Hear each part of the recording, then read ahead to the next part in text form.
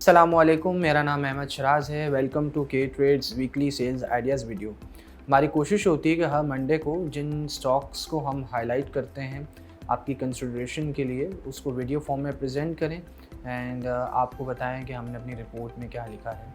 इस वीक जिस स्टॉक को हमने हाईलाइट किया है दैट इज़ फौजी फर्टिलाइज़र कंपनी। फौजी फर्टिलाइज़र कंपनी जिसको हम एफएफसी भी कहते हैं।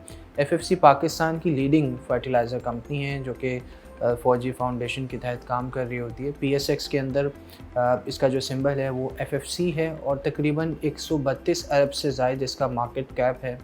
55% जो है वो फ्री फ्लोट ऑफ शेयर्स है। कंपनी को हमने हाईलाइट कुछ वजूहात की बिना पे किया। सबसे पहले तो बहुत शानदार रिज़ल्ट कंपनी ने अपने 9 मंथ में दिया है।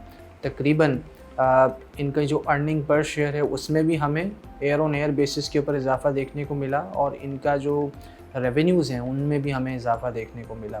सबसे पहले बात कर लेते हैं कंपनी की प्रॉफिटेबिलिटी की। तो जो ईयर ऑन ईयर बेसिस पे हमने देखा कि कंपनी की प्रॉफिटेबिलिटी में तकरीबन 43% का हमें इजाफा देखने को मिला। और अगर कंपनी की हम नेट रेवेन्यूज़ की बात करें यानी सेल्स की बात करें तो उसमें भी हमें तकरीबन 46% का ईयर ऑन ईयर यानी सालाना बेसिस पे हमें इजाफा देखने को मिला। कंपनी के जो मार्जिन्स हैं वो भी इम्प्रूव हुए, वो भी तकरीबन 42% के ऊपर 42.5% के ऊपर मेंटेन रखे कंपनी ने, जो कि एक बहुत अच्छी परफॉर्मेंस थी। हमें लगता है कि आगे जाके ये कंपनी और अच्छा परफॉर्म कर सकती है। उसके कुछ प्राइमरीली रीज़न हैं।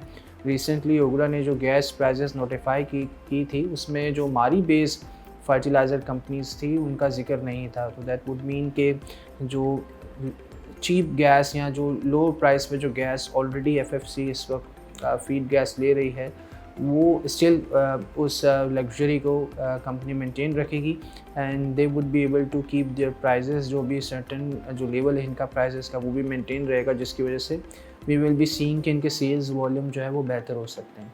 अनटिल अनलेस के जो है वो मारी इसको नोटिफाई कर दें they would have to increase per bag, चाहे वो यूरिया का हो चाहे वो डैप का हो, तो फिर इनको प्राइसेस बढ़ानी पड़ जाएंगी। Otherwise for now it seems के इससे जो है वो कंपनी को फ़ायदा ही होगा।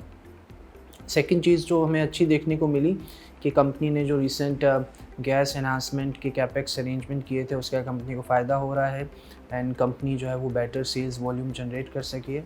हमें लगता है कि कंपनी ने रिसेंटली बहुत अच्छी डाइवर्सिफिकेशन की और जो सब्सिडीज़ हैं उससे भी बहुत अच्छी इनकम जनरेट हो रही है। दैट्स वाई हमने देखा था कि कंसोलिडेटेड बेसिस के ऊपर इनका जो रिज़ल्ट है वो और बेहतर आया था। हम ये समझते हैं कि कंपनी का जो पोटेंशियल है वो इस वजह से भी ज़्यादा है कि एक तो कैश रिच कंपनी है, स्टेबल पे आउट है, रिटर्न ऑन इक्विटी भी जो है वो one of the highest in the sector. और हमारे के ट्रेड के एस बी की जो रिसर्च है उसकी जो टारगेट प्राइस है एफएफसी के लिए वो 135 रुपये पर शेयर के हिसाब से स्टॉक अभी भी 3.5 के मल्टीपल के नीचे ट्रेड कर रहा है प्राइस टू अर्निंग के मल्टीपल पे। हमें लगता है कि इसमें अभी और पोटेंशियल है और प्राइस में और इजाफा हमें देखने को मिल सकता है। हम ये समझते हैं कि जो इंटरेस्ट रेट बढ़े थे रिसेंटली एंड जो कॉस्ट ऑफ डूइंग बिजनेसेस बढ़े थे उसकी वजह से तमाम बिजनेसेस को इम्पैक्ट पड़ा था। बट अब हमें ऐसा लग रहा है कि इन्फ्लेशन का trend because year on year basis पे नीचे आ रहा है एंड वी माइट सी कि चाहे वो अपकमिंग मॉनेटरी पॉलिसी की मीटिंग हो या अगली हो उसमें शायद इंटरेस्ट रेट में कट्स भी आ जाएं। सो कंपनी के लिए और अच्छा हो जाएगा अपनी परफॉर्मेंस देना। कॉस्ट जो है वो उसमें हम देखेंगे कि सेविंग होगी एंड हम देखेंगे कि मार्जिन्स जो हैं वो और बेहतर हो जाएंगे।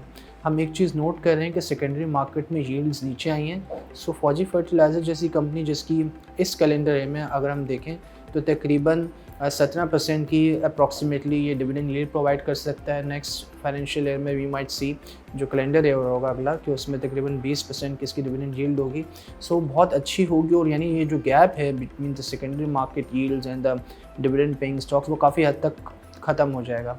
और हमें ये भी लगता है कि बिकॉज स्टॉक मार्केट में यूजुअली जब स्टॉक्स की परफॉर्मेंस अच्छी होती है, रिजल्ट अच्छे आते हैं, तो स्टॉक्स की प्राइस इंप्रूव भी होती है, तो जो कैपिटल अपसाइड का पोटेंशियल है वो तो अपनी जगह बरकरार रहेगा ही। यही वजह है कि हमने फौजी फर्टिलाइज़र को हाईलाइट किया है।